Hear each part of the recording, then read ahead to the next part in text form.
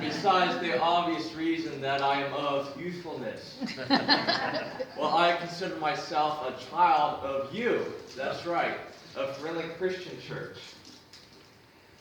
Many of you know these folks up here.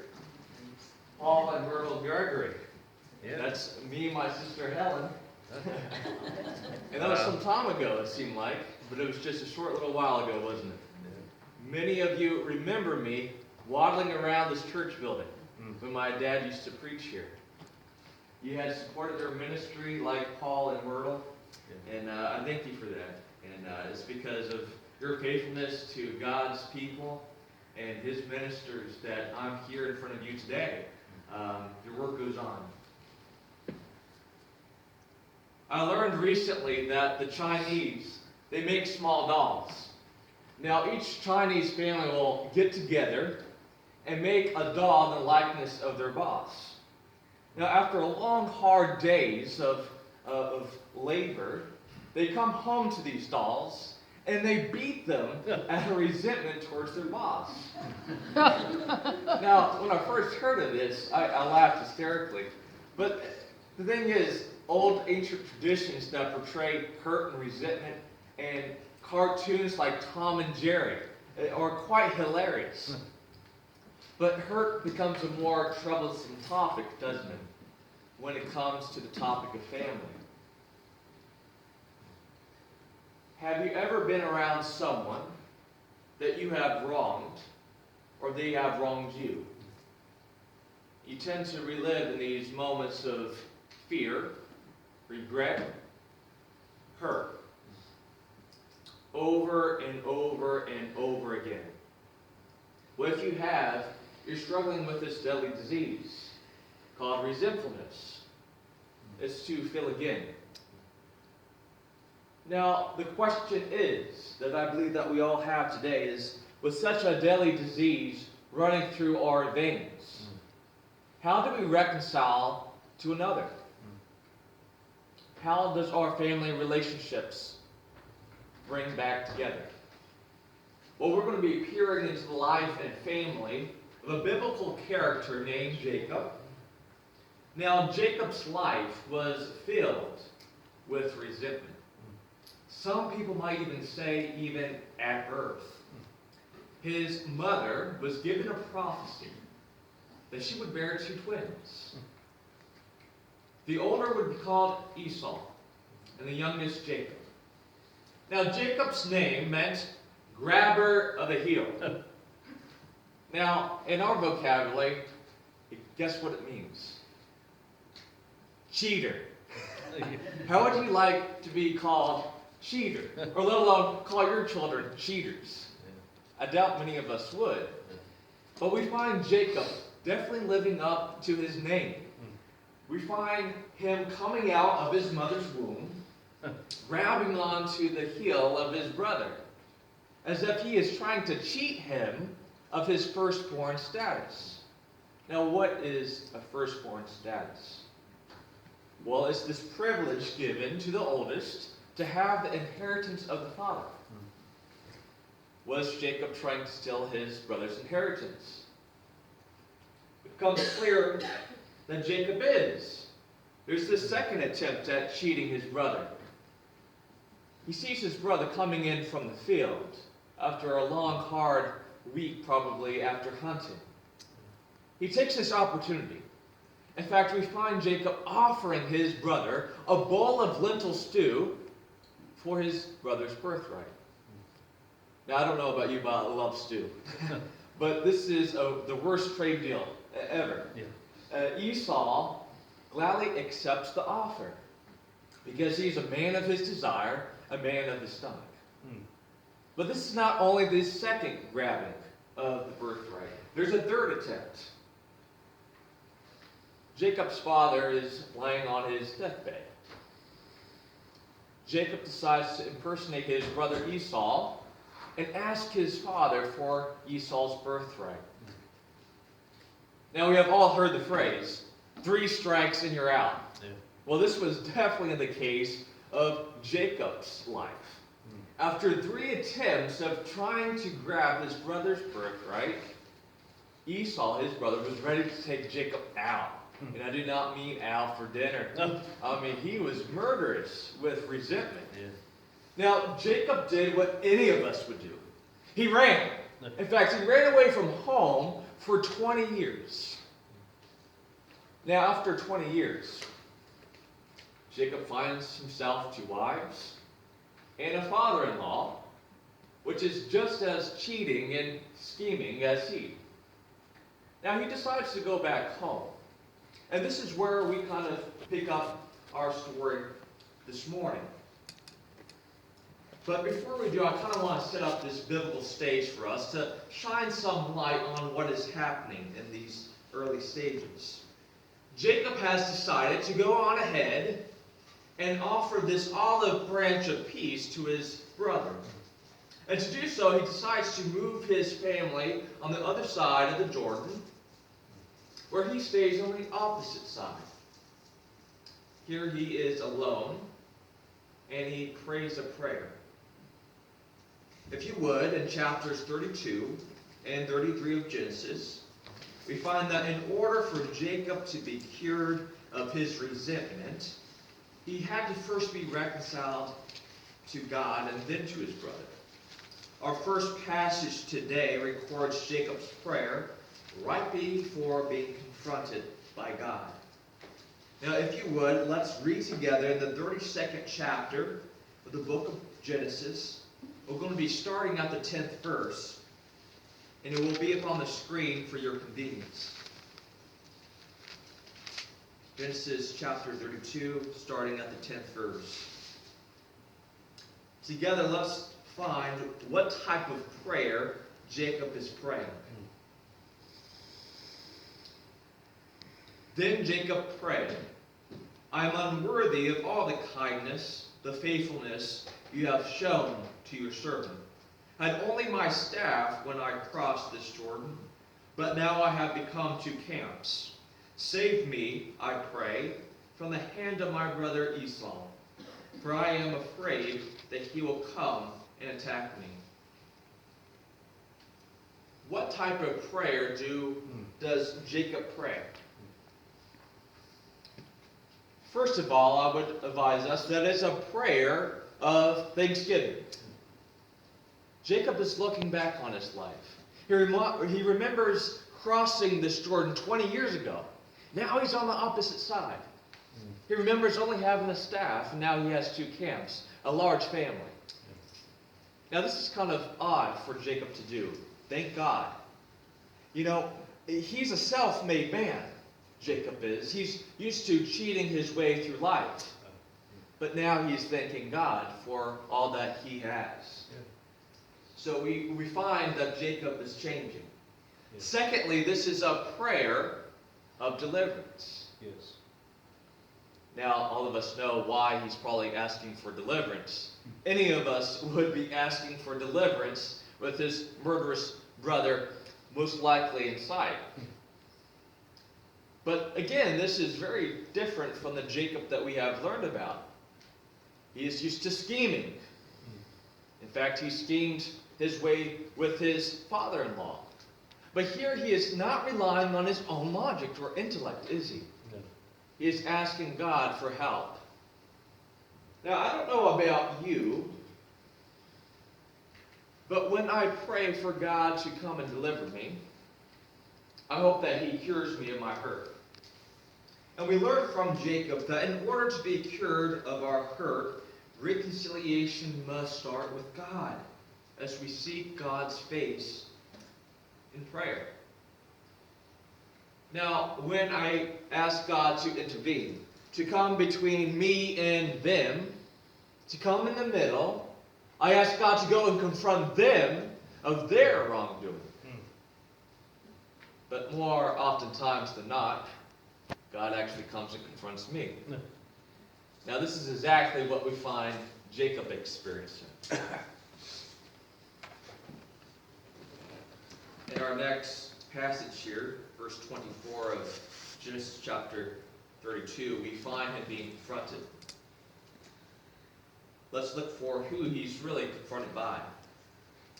It reads, So Jacob was left alone, and the man wrestled with him until daybreak. When the man saw that he could not be overpowered by him, he touched the socket of Jacob's hip, so that his hip was wrenched as he wrestled with him. But Jacob said, I will not let you go unless if you bless me. So the man said to him, What is your name? He said, Jacob. The man said, Your name shall no longer be Jacob, but Israel, for you have wrestled with God and with men, and have prevailed. Verse 30. Jacob said, It is because I saw God face to face, and yet my life was spared. Who is Jacob being confronted by? Well, he sees God face to face. We don't know in what form or if this was an angel, but he recognized it as God's presence. Now, we don't know how this wrestling match got started, do we? Or who was there to ring the bell or count points. But one thing does seem to be for certain. Jacob, he's wrestling for a blessing. Now, we have been kind of talking about blessings this morning. This birthright inheritance. Perhaps Jacob remembers that his mother was given a prophecy that he would become more blessed than his brother. That the older would be actually a servant to the youngest. That was part of the prophecy given to his mother. Perhaps Jacob feels entitled, a victim. God, you owe me. In fact, you owe me to protect me from my brother. Remember me, God? You owe me all this wealth and prosperity. The truth is, what happens when we're the offender or the offended? We all need to be reconciled to God. And a lot of times this looks like a process of wrestling with God. Now we learn from Jacob that in order to be cured of our hurt, reconciliation needs to start with God before we start with anyone else. This looks like wrestling with God until we acknowledge God's mercy over our own sin and humanness. Remember, Jacob was touched in the socket of his hip. He is probably now walking throughout his life, limping, being reminded of his own weakness. Perhaps his weakness of scheming, of wrestling with God, this victim mind. Some of us here today, we need to wrestle with God, and we need to experience and acknowledge God's power over our own sin and hurt. That's right. The word reconcile, it's an accounting term, really. It's this act of balancing two unbalanced accounts together. For us here today, it's to bring together, to bring back. Let us be brought back to God. This looks like acknowledging our sin of unforgiveness that we have in our relationships, perhaps even the sin of reluctance. Until we experience this reality of mercy, can we move forward? If you will allow me to share a personal story of young Thomas. Now, my parents used to go to a church where the leadership had hurt them dearly. And being very young, I took this very, very personally. In fact, I would pray for months at a time, a week in and week out, that God would go and confront them of their wrongdoing. I expected God to intervene. God come and confronted me. In fact, in the form of a man in the email, he wrote me and he said, Thomas, if you do not forgive, you will not be forgiven. Wow. Let me tell you, I was wrestling with God for several weeks. How could I be the one that's wrong? After all, these are my oppressors. God's supposed to bless me. I wrestled with God, and It wasn't until I acknowledged my own sin, my own humanity, my weakness of unforgiveness, that I started to see the reality of mercy, and I was brought back to God. Before reconciliation can occur within our relationships, we first have to be brought back to God. And the family of Jacob is a wonderful, wonderful example of this. To be cured of our resentment, our hurt, we need to experience God's power over our resentment.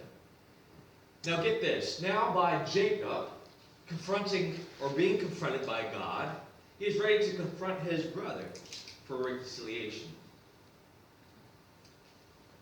Now if you would, just drop down to chapters 33.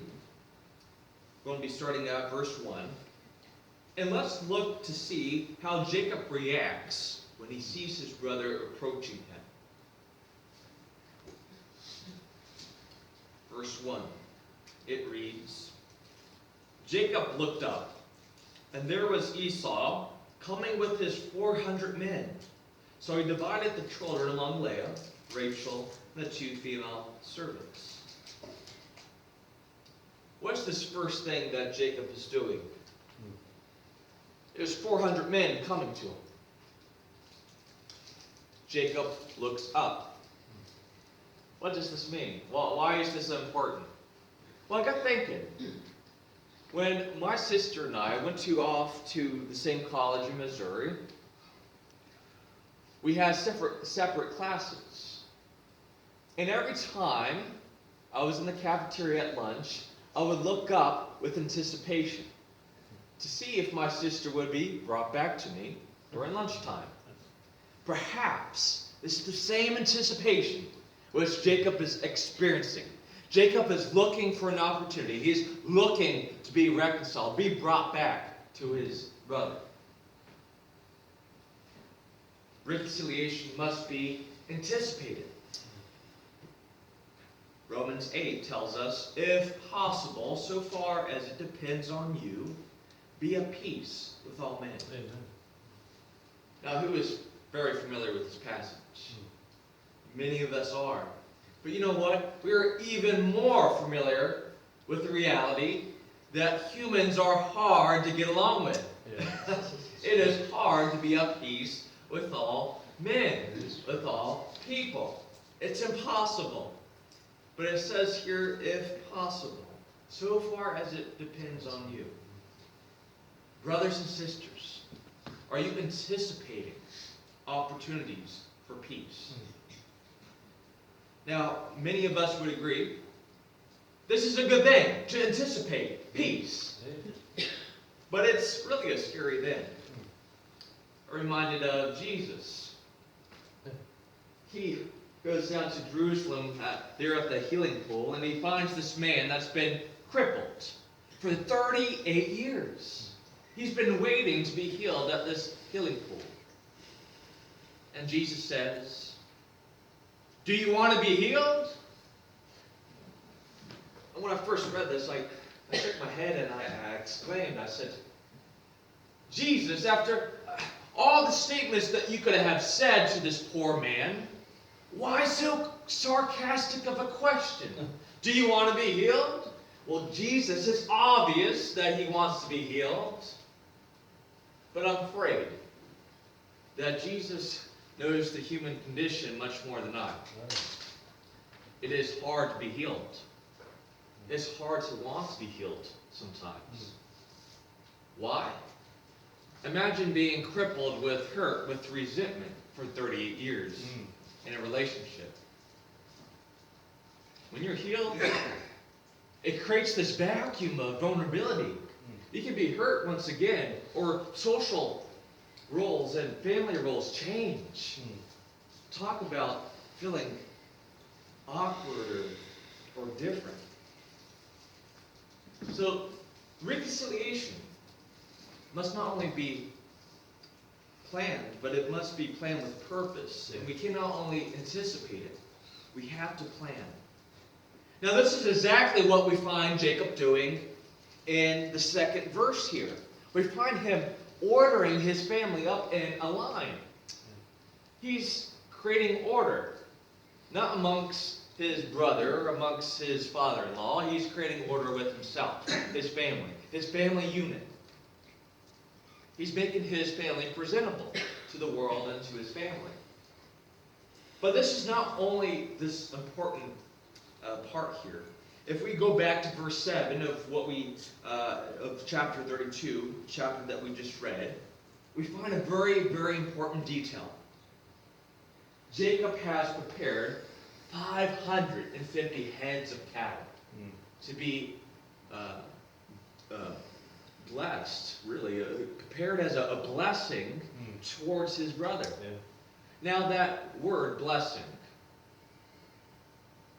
or gift, it's a Hebrew word. And Jacob is really gifting his brother a blessing. Now we have been talking about blessings all this morning. Perhaps this is the very same physical form of the blessing which he has tried to steal from his brother for 40 years. He's bringing back that which rightfully is owed to his brother.